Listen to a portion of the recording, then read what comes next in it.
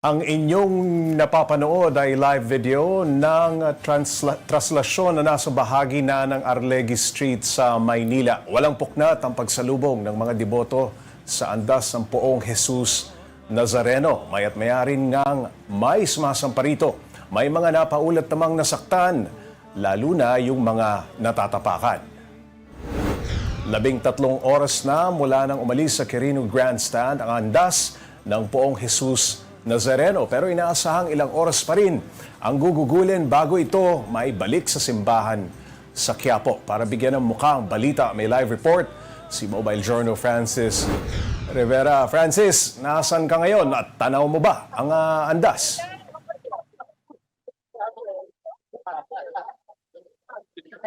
Jay, andito tayo ngayon sa Arlegui Street. At dito nga sa kinatatayuan natin, medyo may glimpse tayo nung andas. No? Pero simula kaninang umaga, walang tigil yung dating ng mga deboto na sumasalubong dito. Kaya naman yan din talaga ang naging dahilan kung bakit bumabagal ang usad ng andas.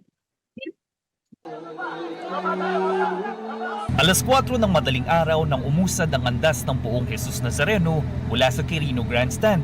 Katulad ng mga nagdaang taon, hindi nawala ang balyahan ng mga debotong nais makalapit.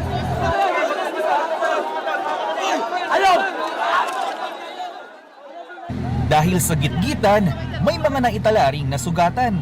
Parang alambre sa may wifi, pumasok sa daliri ko yung 4 na wire. Kaya pinilit ko na ilaka dito para mapatignan. Isang babae rin ang hinimatay nang mahirapang makahinga.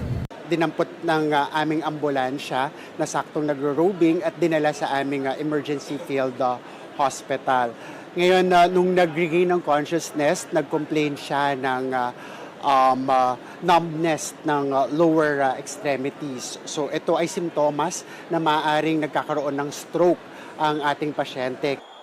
Magtatanghali na na makatawid ang andas sa Ayala Bridge. Pasado alas 12:30, narating ito ang Carlos Palanca Street. Sa kabila ng paulit-ulit ng pakiusap, hindi nagpaawat ang maraming deboto sa pagsampa sa andas. Nagpatagal pa na sinasalubong din ito ng iba pang mga deboto, kaya ang planong 12 oras na matapos ang traslasyon, hindi natupad. Nagpaabot naman ng pakikiramay ang Presidential Task Force on Media Security sa pagpanaw ng saksi photojournalist na si Ito Ison. Inatake siya sa puso habang nagko-cover sa mga aktibidad bago ang traslasyon, kabilang ang pahalik sa Quirino Grandstand kaninang madaling araw.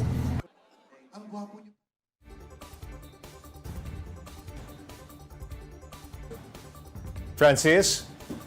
Tuloy-tuloy pa rin yung Oo. pagdagsa ng mga tuloy-tuloy pa Okay. rin yung pagdagsa ng mga deboto dito sa Arlegui Street at inaantay na nga nila yung pagdating ng andas dito. Pops J? Okay, Francis, mula dyan sa lokasyon mo, ilang kalye pa ba ang dadaanan ng andas? Pops J, medyo hindi pa natin ganun katanaw yung andas at medyo malayo-layo pa siya dito pagdating dito sa may Arlegui Street. Isa rin talaga sa nagiging challenge ngayon yung masikip na daan. Ganon din yung volume ng mga deboto na naandito ngayon. Pops J? Oo, Francis, kitang-kita namin. Talagang masiksik talaga yung mga tao. No? Meron talagang mga nasasaktan sa gitna ng siksikan. Saan ba nakapwesto yung mga medic dyan kung kailangan ng tulong? Yes, Pops J. Medyo pakikalapitan naman yung mga medic at mga police station, mga police booth na naandito. Gayun din, no, binisita natin sila kanina at ilan nga dun sa mga napaulat na dinadala doon ay yung mga sumasabit sa mga bakal, sa mga alambre, ganun din yung mga nahihilo at nahihimatay. Medyo malapit lang yan dito sa kinatatayuan natin, Pops J. Francis, may nakausap ka bang nakasampa sa andas? At ano raw ang rason nila? Bakit nila ginagawa yan? Yes, Pops J. Actually kanina, sinubukan natin diretsuhin ito at salubungin itong andas. Pero hindi natin masyado nagawa dahil medyo malaki o medyo marami yung volume ng mga deboto talaga. At kitang-kita nga rin natin, lalo sa ating live feed ngayon, na patuloy pa rin, no, kahit mahigpit na ipinagbabawal ang pagsampa, patuloy pa rin yung pagsampa nila. so far, Pops J, wala pa tayo nakakausap na nakasampa na doon sa ating andas. Okay, Francis, may mga nakausap ka ba na deboto kung bakit sila namamanata sa Jesus Nazareno?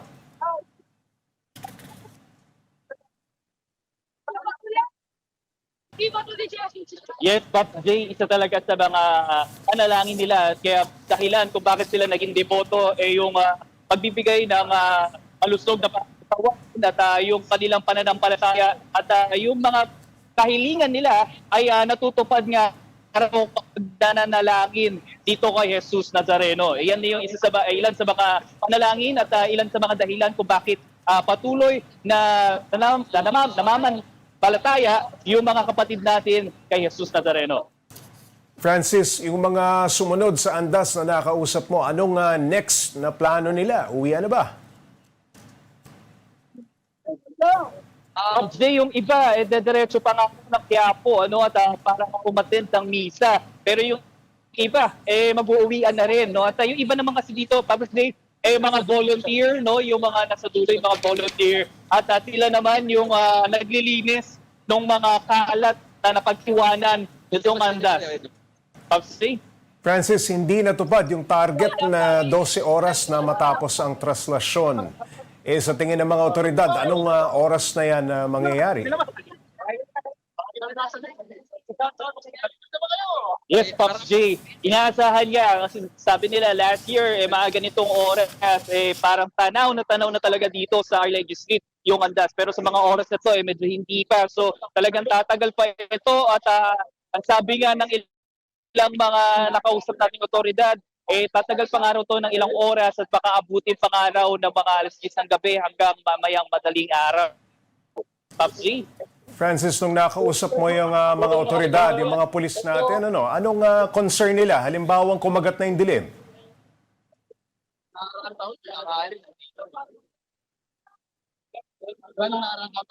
Pops J, sorry, medyo naputol-putol yung linya natin at pwede pa kiulit na lang. Francis, dun sa mga nakausap mong miyembro ng kapulisan, yung mga pulis natin, anong concern nila?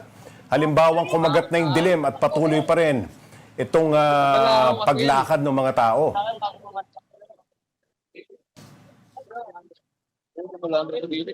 Pops J, ang sabi naman ng mga hani ng kapulisan, ready naman daw sila sa kung ano yung possibility na pwedeng mangyari sakaling nga talagang mas tumagal pa ang itong translasyon na ito at ilan nga doon sa mga binabantayan nila yung pahigpit na seguridad bukod sa paligid nitong andas, pero yung maiiwanan nito, yung mapagdadaanan nito at maging doon sa Quiapo kung saan nga papasok itong andas.